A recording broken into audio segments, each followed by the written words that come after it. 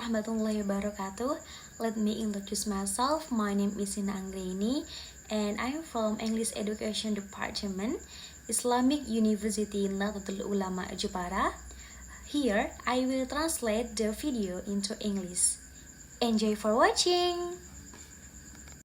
Hi curious people, Maudia Yunda here.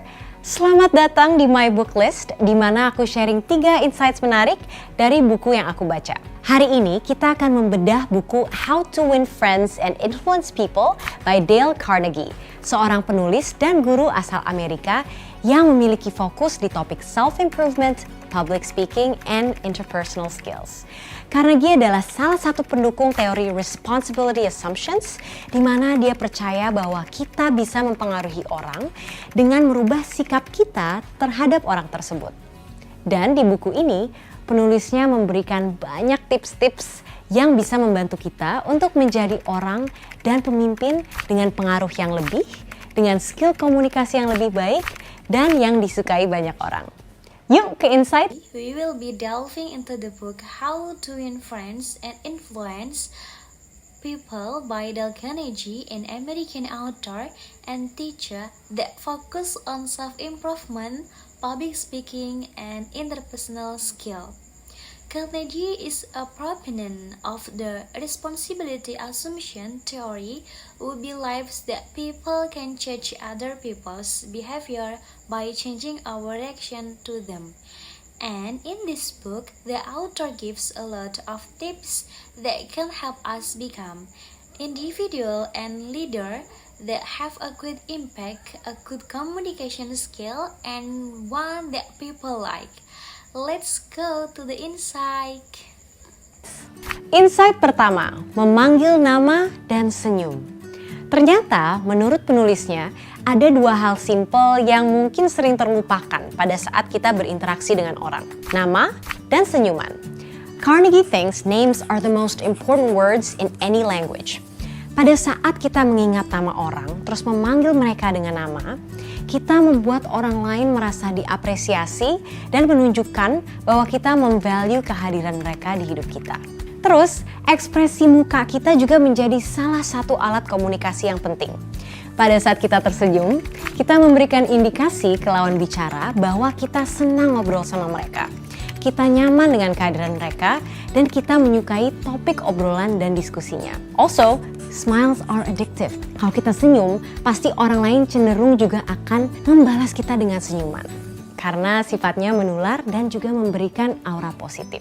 So that's the first tip of influence. Call people by their names and smile. First insight, call people by their names and smile. Turn out, according to the author, there are 2 simple things that are often overlooked when we are in interaction with people. Names and smile. Carnegie thinks names as the most important word in any language when we remember someone's names and greet them by their names. It makes them feel appreciated and show that we value them in our life.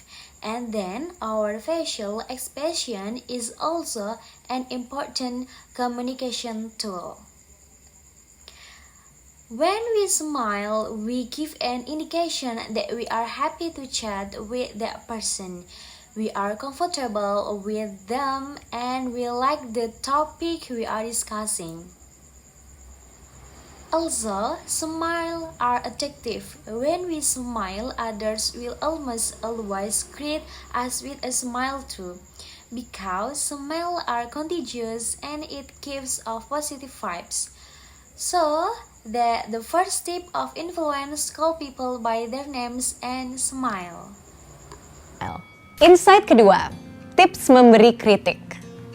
Memang ya, gak ada orang yang suka dikritik. Dan kritik yang disampaikan dengan cara yang salah bisa membuat orang lain jadi defensif atau mungkin kita menyakiti hati mereka dan membuat mereka menutup diri. Jadi menurut Carnegie, saat kita tidak setuju dengan perspektif orang atau kita perlu memberikan kritik, kita bisa melakukan 3 cara ini. Yang pertama, never say you're wrong. Use questions instead.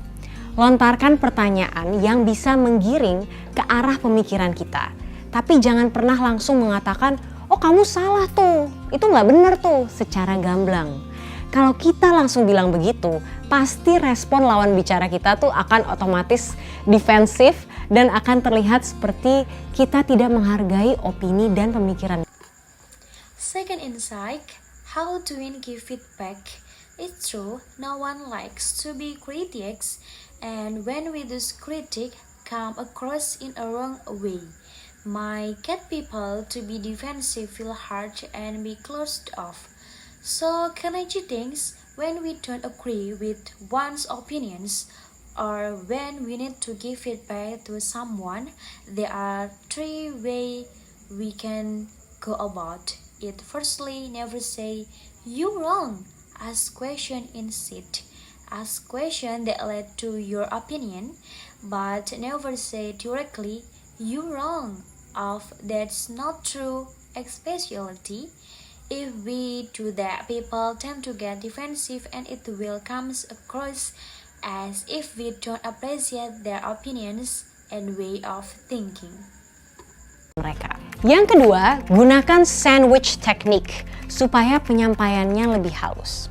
Sandwich technique adalah sebuah taktik penyampaian constructive feedback atau kritik di mana feedback tersebut diapit dengan komplimen atau hal-hal positif yang mereka sudah lakukan.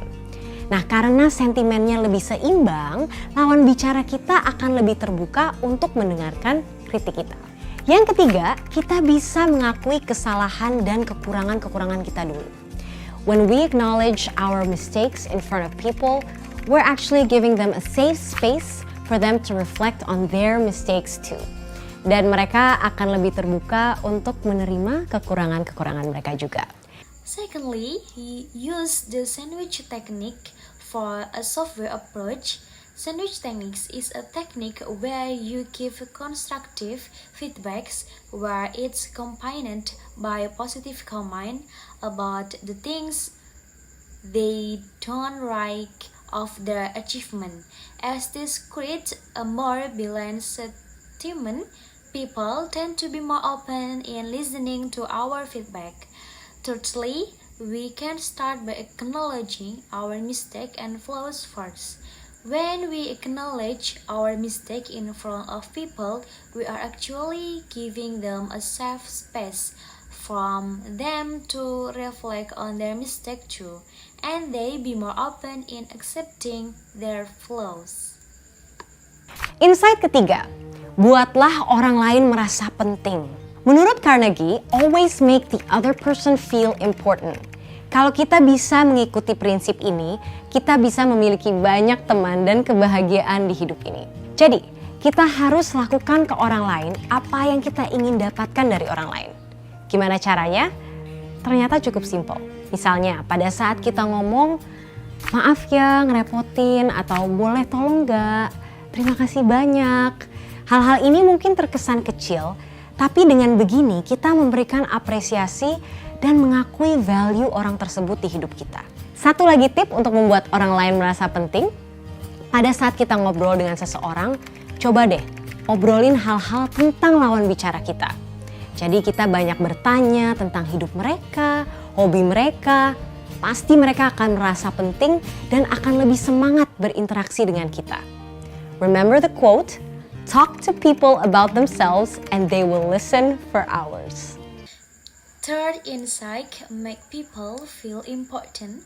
Carnegie said to always make the other person feel important. If we can follow this principle, we can have a lot more friends and happiness in life. So we can need to treat people the way we want to be treated.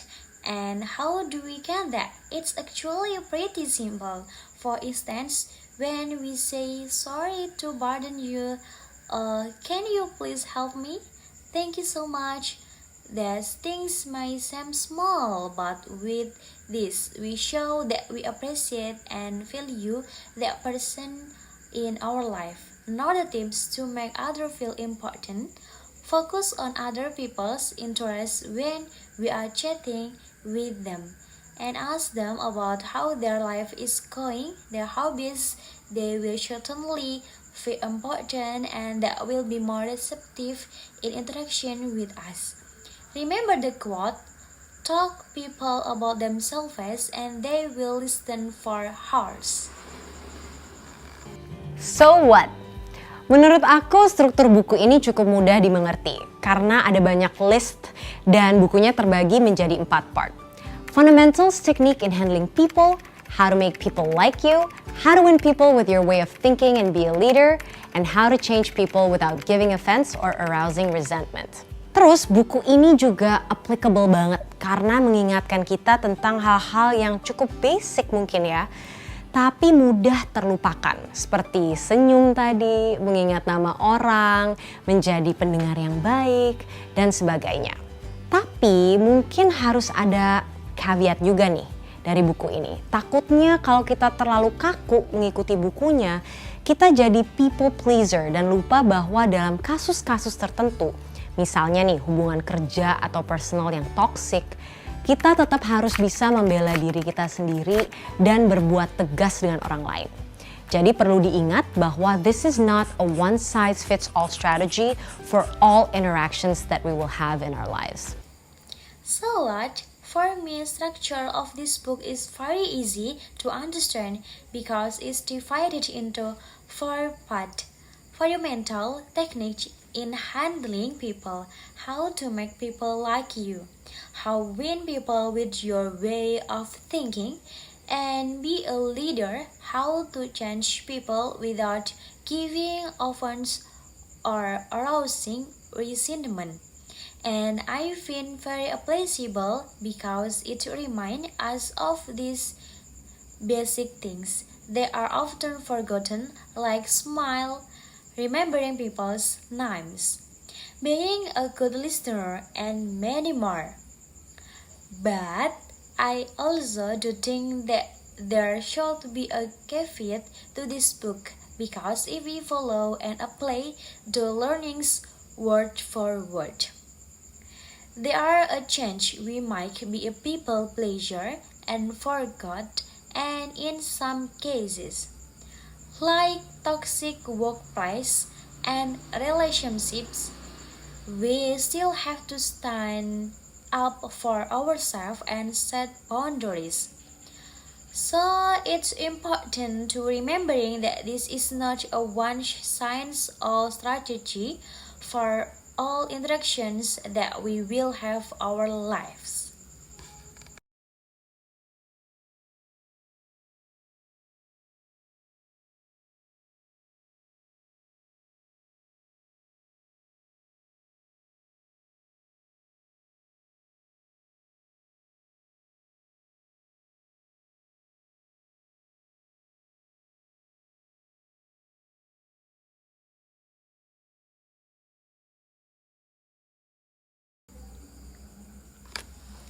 Okay, thanks for listening, curious people. If you want me to read a book and share with you my favorite insight, please leave your book recommendation in the comment below. Also, for the most interesting comment, I will give you a copy of my How to Win Friends and Influence People with special note insight from me. So don't forget to subscribe, like, comment, and turn on notification. See you next time. Okay, that's all the video from me. Thank you for watching. Wassalamualaikum warahmatullahi wabarakatuh.